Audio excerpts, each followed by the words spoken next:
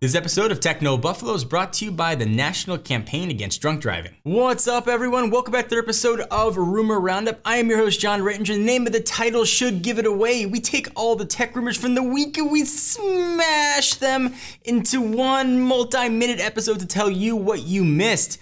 Up this week, the gold iPhones, all the rage of the tech elite. The Sony Honami gets a grown-up name. How durable is that iPhone 5C going to be? And the Tegra 4 is finally coming to more devices than the NVIDIA Shield. This is Rumor Roundup. Let's get started.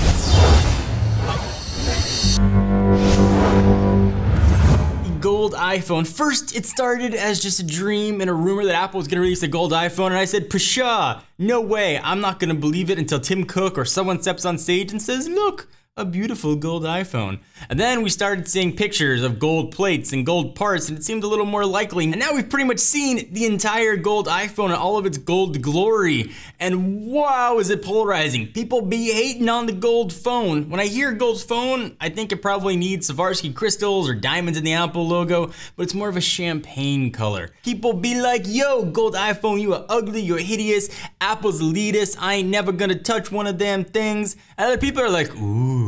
I'm sort of in the middle of that camp. I'm holding judgment until I see the gold iPhone. Perhaps it'll look more like a champagne color. If I were a betting man, I've been known to play a hand of poker or two, I would probably wager that the gold color will be available only on the rumored 128 gigabyte iPhone 5S, which is a ridiculous amount of storage. And I think if there is ever any section that would be willing to sort of pony up what's going to be a crazy amount of money for 128 gigs of phone, perhaps they want the option of a little special color to go with it so they can say, hey, I can store more songs and video than you can. The other big announcement that we're hearing for that rumored September 10th event is its plastic brother, the iPhone 5C. We've seen plastic phones before from Apple, the 3G and the 3GS, but when you hear plastic, you think maybe not so durable. The folks at Apple Daily thought that same thing, and they got one of the many backplates that are floating around and did some strength training with it. When I used to hear that, I keep thinking they're doing like The Biggest Loser, like someone just screaming at it while it's doing like little phone sit-ups.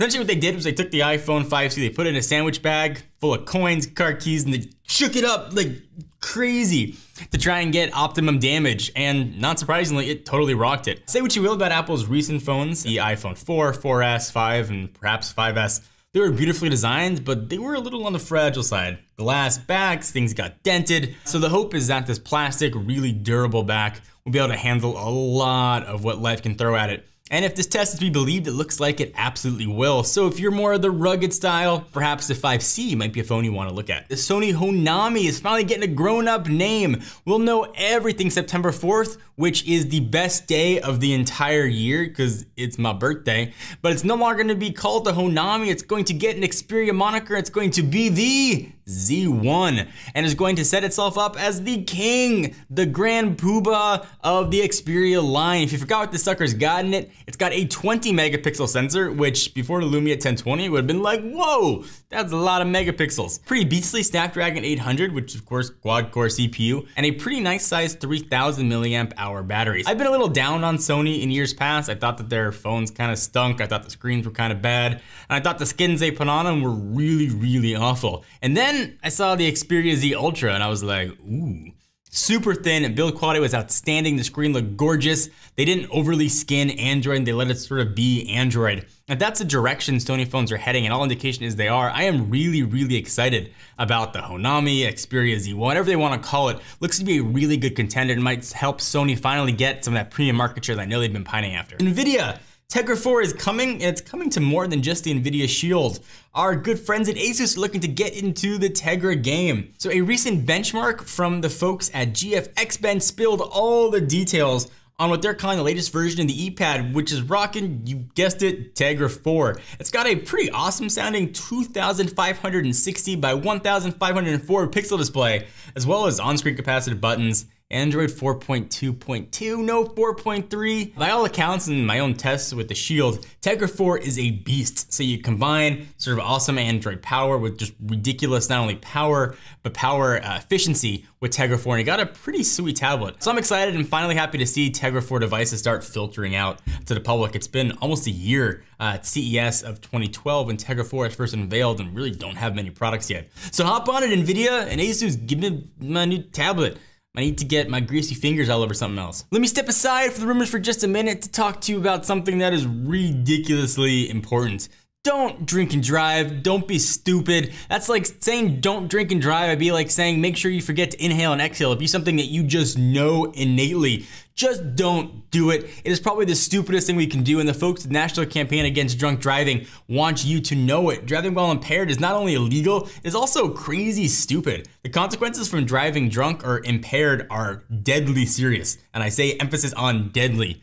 Fatalities from alcohol-impaired people, that's a blood alcohol of 0.08 or higher. Driving crashes account for an average of 1 fatality every 51 minutes. Holidays like Labor Day and weekends are always especially deadly. Labor Day is coming up, so just don't do it.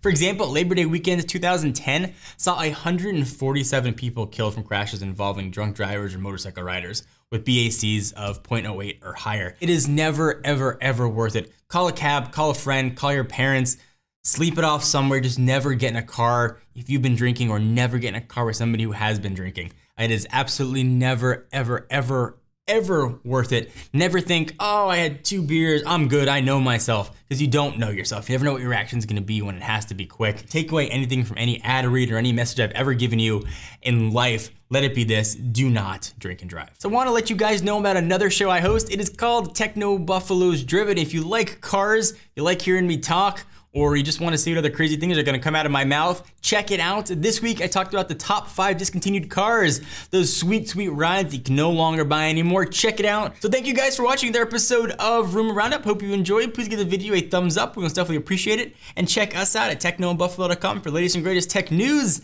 I am John Rettinger, and I will see you in the next video, or I'll talk to you in the next video. We'll communicate telepathically in the next video.